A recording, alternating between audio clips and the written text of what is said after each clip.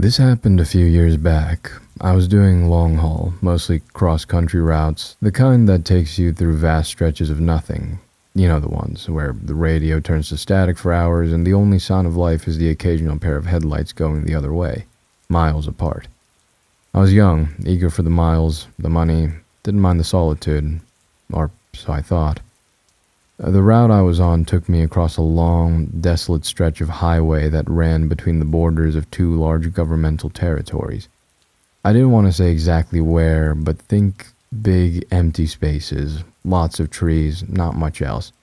It was notorious among drivers for being a dead zone, no signal, no towns for 100 miles either side, and prone to weird weather. Most guys tried to hit it during daylight, but schedules are schedules. Mine had been crossing it deep in the night. I remember the feeling, utter blackness outside the sweep of the headlights, the kind of dark that feels like it's pressing in on the cab. The only sounds were the drone of the diesel engine, the hiss of the air brakes now and then, and the rhythmic thrum of the tires on asphalt. Hypnotic. Too hypnotic. I'd been driving for about 10 hours, with a short break a few states back. Coffee was wearing off. The dashboard lights were a dull green glow, comforting in a way, but also making the darkness outside seem even more absolute. My eyelids felt like they had lead weights attached. You fight it, you know? You slap your face, roll down the window for a blast of cold air, crank up whatever music you can find that hasn't dissolved into static. I was doing all of that. It must have been around 2 or 3 a.m. I was in that weird state where you're not quite asleep, but not fully awake either. Like your brain is running on low power mode. The white lines on the road were starting to blur together, stretching and warping. Standard fatigue stuff. I remember blinking hard, trying to refocus. That's when I saw it. Or thought I saw it. Just a flicker at the edge of my headlights on the right shoulder of the road. Small, low to the ground. For a split second I registered a shape, vaguely human-like, and then it was gone, swallowed by the darkness as I passed. My first thought, deer. Or a coyote, common enough. But it hadn't moved like an animal. It had been upright. My brain, sluggish as it was, tried to process it. Too small for an adult, too still for an animal startled by a rig. Then the logical part, the part that was still trying to keep me safe on the road, chimed in. You're tired, seeing things. Happens. And I almost accepted that. I really did. I shook my head, took a swig of lukewarm water from the bottle beside me, kept my eyes glued to the road ahead. The image, though, it kind of stuck. A small, upright shape, like a child. No way, I told myself, out here? Middle of nowhere, middle of the night? Impossible. Kids don't just wander around on interterritorial highways at 3 a.m. It had to be a trick of the light, a bush, my eyes playing games. I've seen weirder things born of exhaustion. Shadows that dance, trees that look like figures. It's part of the job when you're pushing limits. I drove on for maybe another 30 seconds, the image fading, my rational mind starting to win. Just a figment. Then I glanced at my passenger side mirror. Habit, always checking. And my blood went cold. And not just cold. It felt like it turned to slush.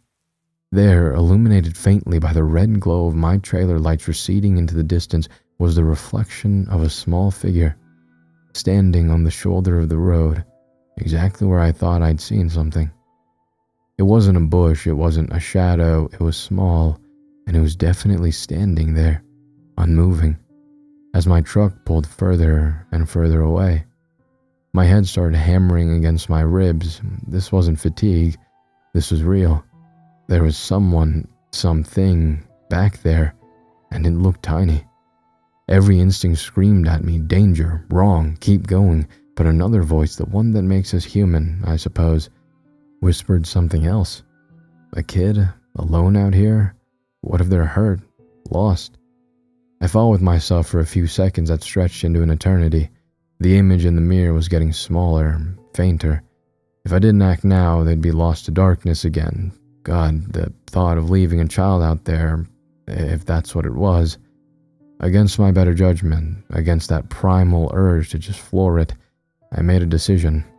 I slowed the rig, the air brakes hissing like angry snakes, pulled over to the shoulder, the truck groaning in protest, Put on my hazards, their rhythmic flashing cutting into the oppressive blackness. Then, I did what you're never supposed to do with a full trailer on a narrow shoulder. I started to reverse, slowly, carefully, my eyes flicking between the mirrors, trying to keep the trailer straight, trying to relocate that tiny figure. The crunch of gravel under the tires sounded unnaturally loud. It took a minute, maybe two, but it felt like an hour. The red glow of my taillights eventually washed over the spot again, and there it was. A kid. I stopped the truck so my cab was roughly alongside them, maybe 10 feet away, switched on the high beams hoping to get a better look, and also to make myself clearly visible as just a truck and not something else. The kid was small, really small. I'd guess maybe 6, 7 years old. Hard to tell in the glare. They were just standing there, on the very edge of the gravel shoulder, right where the trees began. The woods pressed in close on this stretch of road, tall, dark pines and dense undergrowth that looked like a solid black wall just beyond the reach of my lights. The kid wasn't looking at me. They were facing sort of parallel to the road, just walking slowly, like they were on a stroll, completely oblivious to the massive 18-wheeler that had just pulled up beside them, engine rumbling, lights blazing. They were wearing what looked like pajamas, thin, light-colored pajamas. In the chill of the night, no coat, no shoes that I could see. My mind reeled. This was wrong. So many levels of wrong. I killed the engine. The sudden silence was almost deafening, amplifying the crickets, the rustle of leaves in the woods from a breeze I couldn't feel in the cab. My heart was still thumping, a weird mix of fear and adrenaline and a dawning sense of responsibility. I rolled down the window. The night air hit me, cold and damp, carrying the scent of pine and wet earth. "Hey," I called out. My voice sounded hoarse, too loud in the quiet. "Hey, kid." No response. They just kept walking, one small, bare foot in front of the other, at a pace that was taking them absolutely nowhere fast. Their head was down, slightly. I couldn't see their face properly. "Kid, are you okay?" I tried again, louder this time. Slowly. So slowly. The kid stopped. They didn't turn their head fully, just sort of angled it a fraction, enough that I could see a pale sliver of cheek in the spill of my lights. Still not looking at me, still ignoring the multi-ton machine idling beside them. A prickle of unease ran down my spine, not the normal kind of unease. This was deeper, colder. Animals act weird sometimes, but kids? A lost kid should be scared, relieved of something. This one was nothing. "What are you doing out here all alone?" I asked, trying to keep my voice calm, friendly, like you're supposed to with a scared kid, even though this one didn't seem scared at all. "It's the middle of the night." Silence, just the sound of their bare feet scuffling softly on the gravel as they took another step, then another. As if my presence was a minor inconvenience, a background noise they were choosing to ignore. This wasn't right. My internal alarm bells were clanging louder now. My hand hovered near the gear stick. Part of me wanted to slam it into drive and get the hell out of there, but the images of this tiny child, alone, possibly in shock, I couldn't just leave, could I? "Where are your parents?" I pushed, my voice a bit sharper than I intended. "Are you lost?" Finally, the kids stopped walking completely. They turned their head, just a little more, still not looking directly at my cab, more towards the front of my truck, into the glare of the headlights. I could see their face a bit better now, pale, featureless in the harsh light, like a porcelain doll. Small, dark smudges that might have been eyes, no expression, none. Not fear, not sadness, not relief, just blank, an unreadable slate. Then, a voice, small, thin, like the rustle of dry leaves. "Lost." Just that one word, it hung in the air between us. Relief washed over me, quickly, followed by a fresh wave of concern. "Okay, lost. That's something I can deal with." "Okay, kid, lost is okay. We can fix lost. Where do you live? Where are you going?" The kid finally, slowly, turned their head fully towards my cab, towards me. I still couldn't make out much detail in their face, the angle, the light. Something was obscuring it, keeping it in a sort of shadowy vagueness despite the headlights. But I could feel their gaze. It wasn't like a normal kid's look. There was a weight to it, an intensity that was deeply unsettling for such a small form. The kid said, that same thin, reedy voice. Trying to get home. Right, home. Where's home? I asked, leaning forward a bit, trying to project reassurance. Is it near here? Did you wander off from a campsite? A car? There were no campsites for miles, no broken down cars on the shoulder. I knew that. The kid didn't answer that question directly.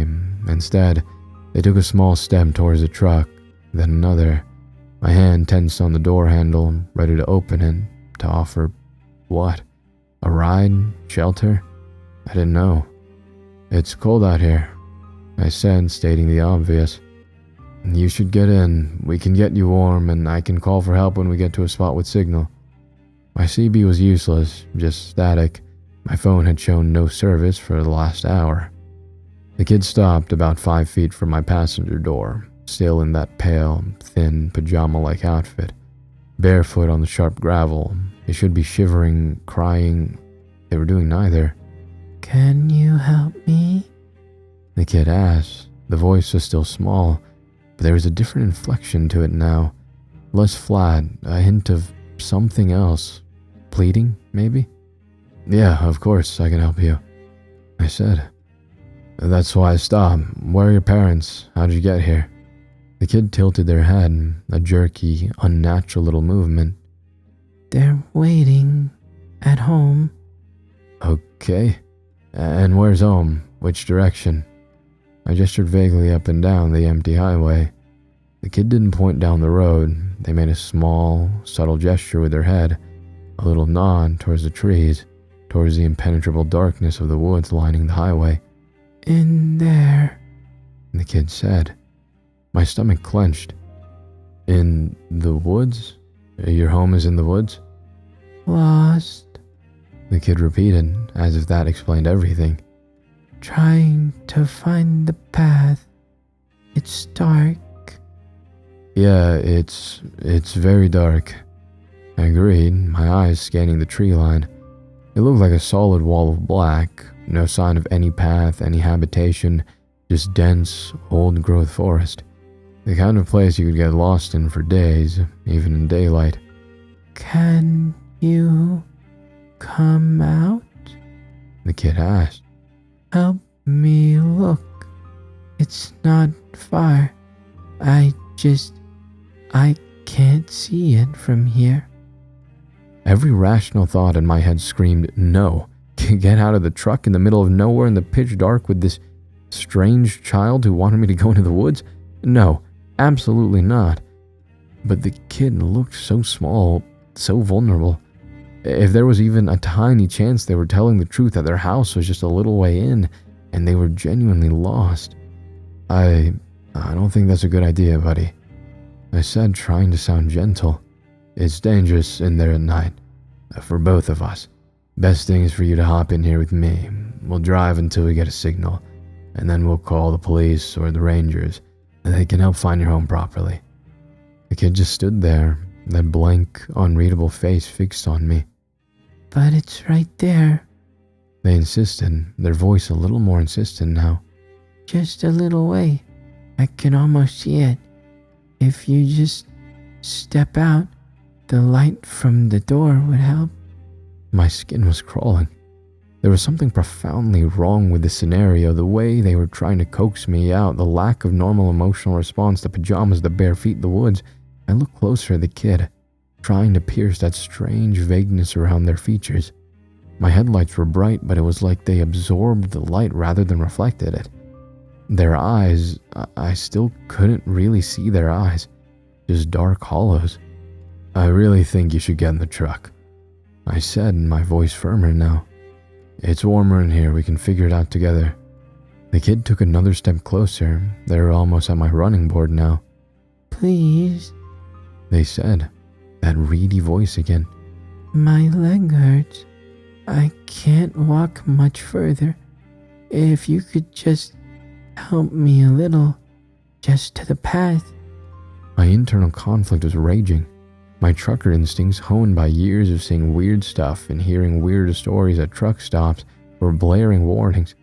But the human part, the part that saw a child in distress, was still there, still arguing. I was tired. So damn tired. Maybe I wasn't thinking straight. Maybe this was all some bizarre misunderstanding. I squinted, trying to see past the kid, towards the tree line they'd indicated. Was there a faint trail I was missing? A flicker of light deep in the woods? No. Nothing. Just blackness. Solid, unyielding blackness. And then I saw it. It wasn't something I saw clearly at first. It was more like an anomaly. A disturbance in the darkness behind the kid. The kid was standing with their back mostly to the woods, facing my truck. Behind them, the darkness of the forest was absolute. Or it should have been, but there was something connected to them. Something that stretched from the small of their back from under the thin pajama top and disappeared into the deeper shadows of the trees. At first I thought it was a trick of the light, a weird shadow cast by my headlights hitting them at an odd angle, maybe a rope they were dragging, a piece of cloth snagged on a branch. I leaned forward, trying to get a clear view. The kid was still talking, their voice a low, persistent murmur. It's not far. Please, just help me. I'm so cold. But I wasn't really listening to their words anymore. I was focused on that thing behind them. It wasn't a rope, it wasn't a shadow, it was a tube. A long, dark, thick tube. It seemed to emerge directly from the kid's lower back, impossibly seamlessly. It was dark matte, like a strip of the night itself given form, and it snaked away from the child, maybe 10, 15 feet before disappearing into the inky blackness between two thick pine trunks. It wasn't rigid, it seemed to have a slight, almost imperceptible flexibility, like a massive, sluggish umbilical cord made of shadow. It didn't reflect any light from my headlamps, it just absorbed it. My breath hitched in my throat, my blood, which had been cold before, now felt like it had frozen solid. This wasn't just wrong, this was impossible, unnatural. The kid was still trying to coax me. Are you going to help me? It's just there. You're so close. My voice, when I finally found it, was barely a whisper. I couldn't take my eyes off that appendage. Kid, what was that behind you? The kid flinched. Not a big movement, just a tiny, almost imperceptible tightening of their small frame. Their head, which had been tilted pleadingly, straightened. The blankness on their face seemed to solidify. What's what? They asked, their voice suddenly devoid of that pleading tone. It was flat again, colder. That thing. I stammered, pointing with a shaking finger. Coming out of your back, going into the woods, what is that? The kid didn't turn to look. They didn't need to. Their gaze, those dark, unseen eyes bored into me. It's nothing, they said. The voice was still small, but it had a new edge to it, a hardness. You're seeing things. You're tired. They were using my own earlier rationalization against me. No, I said, my voice gaining a tremor of conviction born of sheer terror. No, I'm not. I see it. It's right there. It's connected to you. The kid was silent for a long moment. The only sound was the thumping of my own heart so loud I was sure they could hear it. The crickets had stopped. The wind seemed to die down. An unnatural stillness fell over the scene. Then, the kid's face began to change. It wasn't a dramatic, movie monster transformation. It was far more subtle and far more terrifying. The blankness didn't leave, but it sharpened. The pale skin seemed to tighten over the bones. The areas where the eyes were, those dark smudges, seemed to deepen, to become more shadowed, more intense, and a flicker of something ancient and utterly alien passed across their features. It wasn't human anger, it was something older, colder, and infinitely more patient, now strained to its limit. The air in my cab suddenly felt thick, heavy, hard to breathe. "Just come out of the truck," the kid said, and the voice, oh God, the voice. It wasn't the small, reedy voice of a child anymore. It was deeper, resonant with a strange, grating undertone, like stones grinding together. It was coming from that small frame, but it was impossibly large, impossibly old. It vibrated in my chest. "Come out. Now." The command was absolute. My hand, which had been hovering near the gear stick, now gripped it like a lifeline. My other hand fumbled for the ignition key, which I stupidly left in. "What are you?" I choked out, staring at the monstrous thing playing dress-up in a child's form at the dark, pulsating tube that was its anchor to the shadows. The kid's head tilted again, that jerky, unnatural movement. The expression on its face, if you could call it that, was one of pure, unadulterated annoyance, contempt, like I was a particularly stupid insect that had failed to swat. And then it spoke, in that same terrible, resonant, grinding voice. The words it said are burned into my memory colder than any winter night. "Why?" It rasped, the sound seeming to scrape the inside of my skull. "The fuck? Are humans smarter now?" That was it. That one sentence, the sheer cosmic frustration and the implication of past encounters of easier prey, the utter alien nature of it. I didn't think, I didn't plan, I reacted. Primal fear, the kind that bypasses all higher brain function, took over. My hand twisted the key, the diesel engine roared back to life, a sudden violent explosion of sound in the horrifying stillness. The kid, the thing, actually recoiled. A small jerky step back, the expression, that awful, tightened, ancient look intensified. I slammed the gear stick into drive, my foot stomped on the accelerator, the truck lurched forward, tires spinning on the gravel for a terrifying second before they bit into the asphalt. I didn't look at it, I couldn't. I stared straight ahead, my knuckles white on the steering wheel, the whole cab vibrating around me. The truck surged forward, gaining speed with agonizing slowness. For a horrible moment, I imagined that tube thing whipping out, trying to snag the trailer to pull me back, to drag me into those woods. I imagined that small figure with its ancient, terrible voice somehow keeping pace. I risked a glance in my driver's side mirror. It was standing there, on the shoulder, unmoving. The headlights of my departing truck cast its small silhouette into sharp relief. And behind it, the dark tube was still visible. A thick, unseen cord snaking back in the endless night of the forest. It didn't seem to be retracting or moving. It just was. The thing didn't pursue, it just stood and watched me go. And that, somehow, was almost worse. The sheer confidence, the patience, like it knew there would be others, or maybe it was just annoyed that this particular attempt had failed. I drove. I don't know for how long, I just drove. My foot was welded to the floor, the engine screamed. I watched the speedometer needle climb far past any legal or safe limit for a rig that size, on a road that dark. I didn't care. The image of that thing, that child shape with its dark umbilical to the woods, and that voice, that awful, grinding voice asking its horrifying question, was burned onto the inside of my headlights. I must have driven for an hour, maybe more, at speeds that should have gotten me killed or arrested, before the adrenaline started to fade, replaced by a bone-deep, shaking exhaustion that was more profound than any fatigue I'd ever known. My hands were trembling so violently I could barely keep the wheel straight. Tears were streaming down my face, not from sadness, but from sheer, unadulterated terror and relief. When the first hint of dawn started to gray the eastern sky and my phone finally beeped, indicating a single bar of service, I pulled over at the first wide spot I could find. I practically fell out of the cab, vomiting onto the gravel until there was nothing left but dry heaves.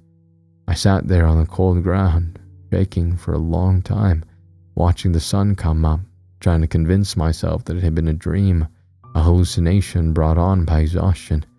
But I knew it wasn't. The detail of that tube, the voice, the question. You don't hallucinate something that specific, that coherent, that utterly alien. I never reported it. Who would I report it to? What would I say? Officer, I saw a little kid who was actually an ancient cosmic horror tethered to the woods by a nightmare umbilical cord, and it got mad because I didn't want to be its dinner? They'd have locked me up, breathalyzed me, drug tested me, sent me for a psych eval. I finished that run on autopilot, dropped the load, drove my rig back to the yard, and I quit. I told them I was burned out, needed a break. They tried to convince me to stay, offered me different routes, more pay. I just couldn't. Every time I closed my eyes, I saw that kid, that tube, those words. Every dark road felt like a trap. I found a local job, something that keeps me home at night. I don't drive in remote areas anymore if I can help it, especially not at night. I still have nightmares, sometimes when I'm very tired, driving home late from somewhere. I'll see a flicker at the edge of my vision, on the side of the road, and my heart will try to beat its way out of my chest. I don't know what that thing was, an alien, a demon, something else, something that doesn't fit into our neat little categories. All I know is that it's out there, and it's patient, and it seems to have learned that its old tricks aren't as effective as they used to be. Why the fuck are humans smarter now? That question haunts me. It implies they weren't always. It implies that once upon a time we were easier. That maybe, just maybe, people like me, tired and alone on dark roads, used to just step out of the cab when asked, and were never seen again. So if you're ever driving one of those long, lonely stretches of road, deep in the night, and you see something you can't explain, maybe just keep driving.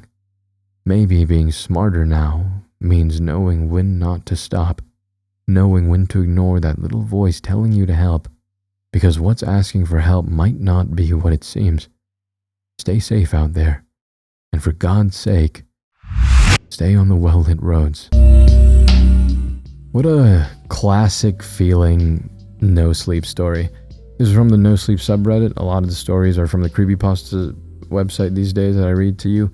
This was a good no sleep story. It was like very just words. It wasn't that much dialogue. And back in the day of no sleep, when honestly, I'm just going to be blunt, when stories were a bit more adhered to the idea of a real encounter or something, you know, there was a little bit less dialogue. It was written to be like someone writing it, you know, someone writing an experience they had or something. You know, think of Ted the Caver, Pen Pal, things like that. You know, every now and then you get something more fantastical and awesome like Tales from the Gas Station, but things like this were the norm. They were super good, super immersive, a little bit more real than anything magical or demonical. So this was pretty cool and pretty awesome. I really like this one, and I hope you enjoyed it too. The author wrote it really well. I didn't have any trouble reading it all. All the words made sense, all the sentences made sense, and at least for how my brain works, how my brain reads, and how my brain creates sentences when I speak and write. So, yeah, I hope you enjoyed this one. I will see you in the next one. Ego Volt Anima Vestra.